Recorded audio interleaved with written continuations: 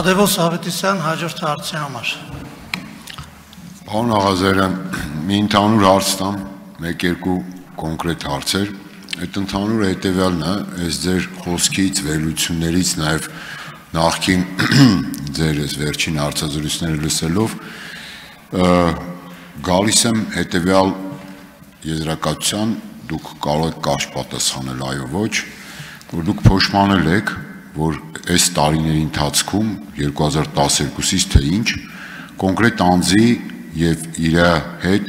ճանապարհ եք անցել, ձեր ներդրումն եք բերել, որովհետեւ դուք հետո հասկացել եք, որ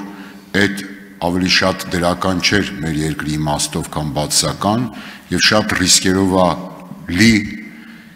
այդ ձեր գործունեությունը մեր երկրի իմաստով առաջիկա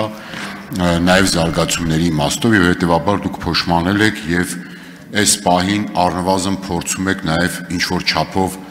մեղմել այս իրավիճակը նաև ձեր անձը հարվածի տակ դնելով։ Ես ամենայն դեպս գոնե ես ոչ թե ասում եմ հավատում եմ դրան կամ ոչ, ես ասում եմ այդ տպավորությունն եմ ստացել։ Երկրորդ հարցս կոնկրետ գործին է վերաբերում։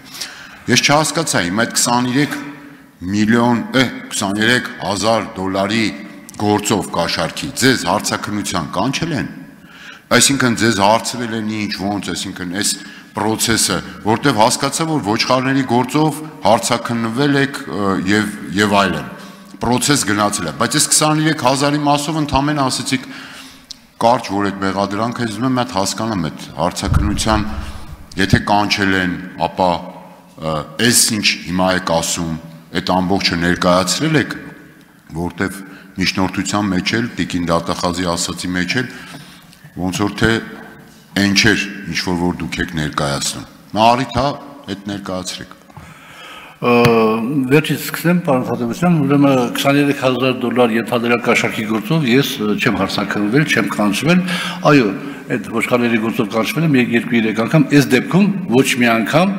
չեմ կանչվել եւ իմ համար դառի, ասենք անակնկալ էր, առավելևս նորից եմ ասում, որ ես ժամանակին ինքս եմ դիմել այդ անհանգստությունները ունենալու, այդ ամեն ինչը պարզվի եւ ես գործ եմ ունեցել փաստորեն մի մարդու հետ, որին ընթացքում կամաց ճանաչել, ով նորից եմ ասում, այս պահին գտնվում է դատական գործընթացի մեջ խաբեության, խարդախության հոդվածներով, ով 11 թվականին, բաների կա էլի, դատալեքսի թղթերը կա, ով 11 թվականին դատապարտվել է 5 տարի ազատազրկումով, ով փետրվարի 15-ին 24 թվականի հաջողությամբ լքել է Հայաստանի Հանրապետությունը։ Հիմա բանը, ձեր հետ ավելի կարևոր հարցին, պարոն Թադևոսյան, ոչ, ես չեմ փոշմանել, որովհետև ես միշտ եւ իմ որևէ հարցազրույցում որևէ մեկը չի կարող գտնել այդպիսի երանգ, որ ես փոշմանած լինեմ, ես ասում եմ, որ մարդը ունի գործընթացների ընթացքում, սոցիալական, քաղաքական, չգիտեմ, ռազմական գործընթացների ընթացքում այս կամ այն իր բնավորության գծերը դասավորվում են եւ զարգանում են։ Հիմա պարոն Փաշինյանը մեր երկիրը ղեկավարել է դժվարագույն ժամանակահատվածում, ընդունել է դժվարագույն որոշումներ։ Ես բոլոր իր ընդունած որոշումներին հետ օքեյ եմ, կներեք այդ բառի համար։ Ես գրեթե օքեյ եմ նաև խաղաղության պայմանագրի այս նախագծի հետ, ոչ թե թղթի հետ եմ օքեյ ընդորում, այլ ես օքեյ եմ այն բանի հետ, որ վարչապետին եւ արտաքին գործերի նախարարությանը եւ ընդհանրապես քաղաքացիական պայմանագրի թիմին իմ նաև համեստ մասնակցությամբ հաջողվեց, որ աշխարհին ապացուցենք, որ մենք խաղաղություն ենք ուզում։ Եվ որևէ հիմար չի կարող մտածել, որ Հայաստանը կարող է պատերազմ հայտարարի ադրբեջանական թուրքական տանդեմին։ Այսի իմ համար շատ ավելի կարևոր է։ Բայց քանի որ վարչապետը երկիրը ղեկավարել է ծանրագույն ժամանակահատվածում, բայց քանի որ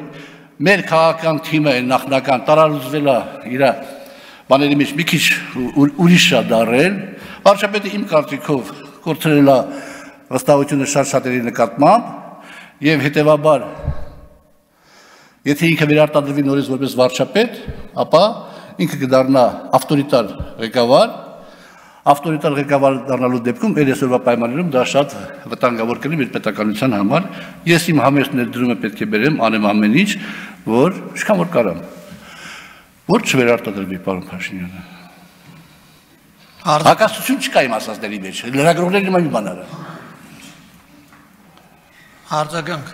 Պարոն Աղազարյան, դիվանագիտական պատասխաններ լավ էլ հասկացաք, որ հակասական էր, բայց ես ինչ անեմ, հիմա լրագրողը ինչ կանի,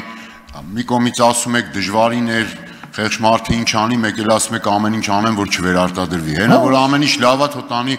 մարդը շարունակի իր ծրագիրը, էլի, լավ, այդ խնդրի մյուս կողմն է, առնվազն այդքան էլ ազնիվ չի։ Հիմա տիկին դատախազն է այստեղ։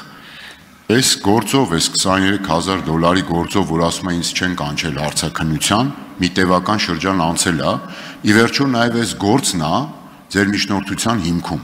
Ես հատուկ ժամանակ ձեզ չտվեցի այդ հարցած, հիմա հասկանանք, տեսնենք, հետո միանգամից ձեր եզրափակիչ ելույթում, եթե հարմար գտնեք, կարծում եմ կարևոր է անդրադարձեք։ Ինչու՞ չեք կանչել հարցաքննության, ինչու այս գործը ավելի մանրակրկիտ չի, թե ասենք օրինակ մենակ այն նախորդ գործը լրիվ բավարար էր, մեկն էլ տենց ոնց որ մի քիչ հետը թողը տենց համեմունք լինի, բերենք։ Եվ վերջում հազար ներողություն ավարտում եմ, տեսեք, պարոն Աղազարյան, քիչ առաջ շատ վտանգավոր բան ասեցիք, չնայած ձեր անձի հետ կապված։ Ասում եք իրավաբան չկա, գործը պետք է գնա քննության, գործը շինծ ու գործ աստեյության, ես եք ասում, առնվազն գոնե շատերը այդպես են հասկանում, բայց ասում եք, թե թող ինձ ձերկեն անձեռնամխելությունի, այս ինչ եղավ, այս եղավ ժողովրդավարություն, այսինքն դատախազը վերցնի պայմանական ինչ-որ մի թուղթ գա ազգային ժողովում իրավաբան չկա, ուրեմն ամեն մեկին այդպես վերցնեն տանեն, բա էլ ու մնաց անձեռնամխելության կարևորությունը, ժողովրդավարությունը, մեկելը, մյուսը։ Պարոն Թադևոսյան, ես շատեցի ազգային ժողովի իրավաբաններ